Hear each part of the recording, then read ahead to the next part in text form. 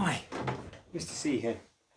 Right, I've got a story that I wanted to read you, and it's going back to this book that we looked at much earlier.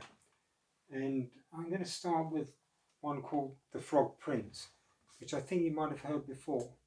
And it's a German story, or a German version of that story. The Frog Prince.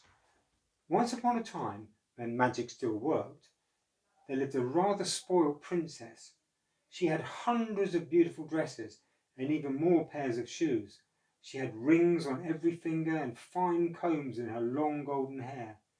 She ate off golden plates and drank from golden goblets. She slept in a huge bed with soft silky sheets and warm blankets.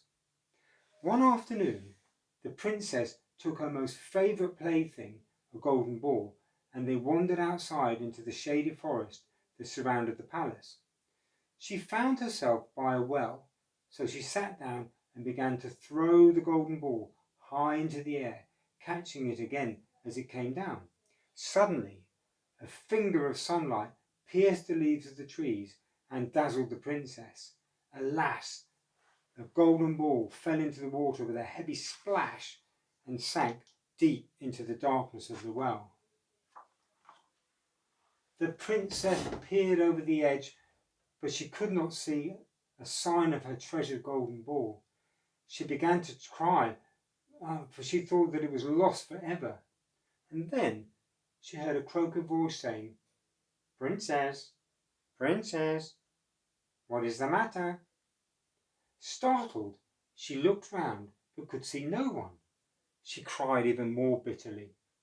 And again the voice came, "Princess, Princess, why are you crying?"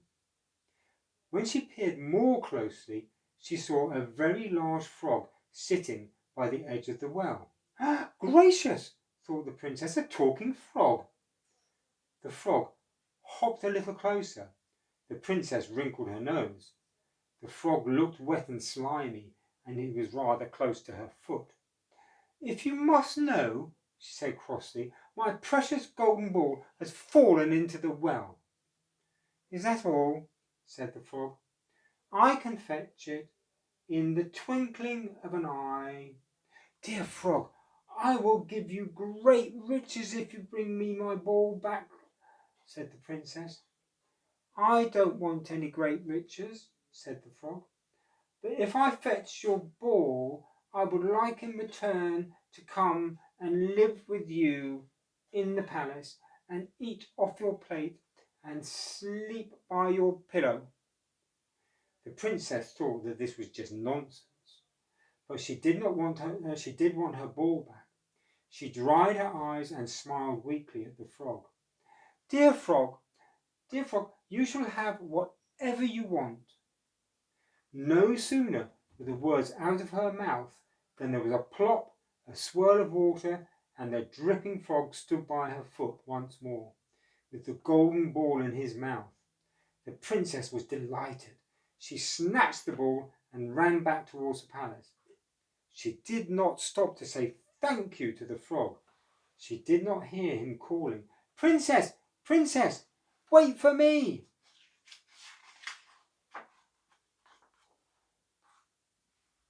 But as the princess sat down for supper that night with the king and queen, they heard a very strange sound outside, like wet feet flapping on marble.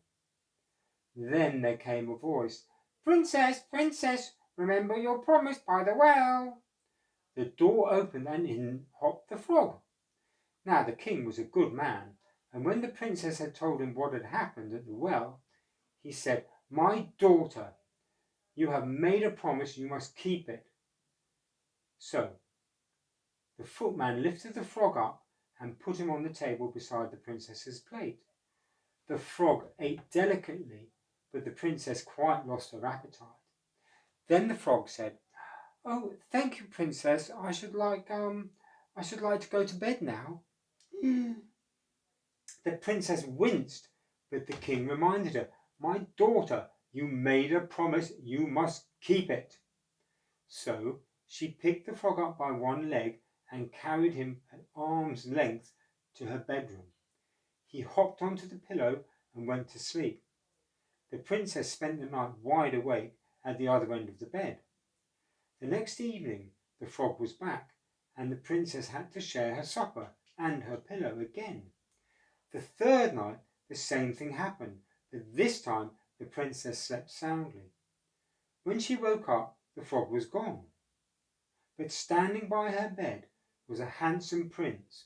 He told the astonished princess that he had been bewitched by a wicked fairy, and only if a real princess would let him share her plate for 3 days and her bed for 3 nights would the spell be broken.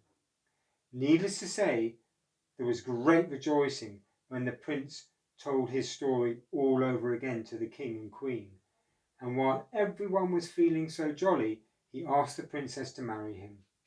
The princess put the golden ball in a safe place, and she did become rather less spoilt. And when she had children of her own, she taught them all to keep their promises. Well, she learned a good lesson in the end, hey? I hope you liked that story. We'll have another one tomorrow. So it's goodbye from Fairy Tales from Far and Wide, and goodbye from Mr. C. You take care. Bye.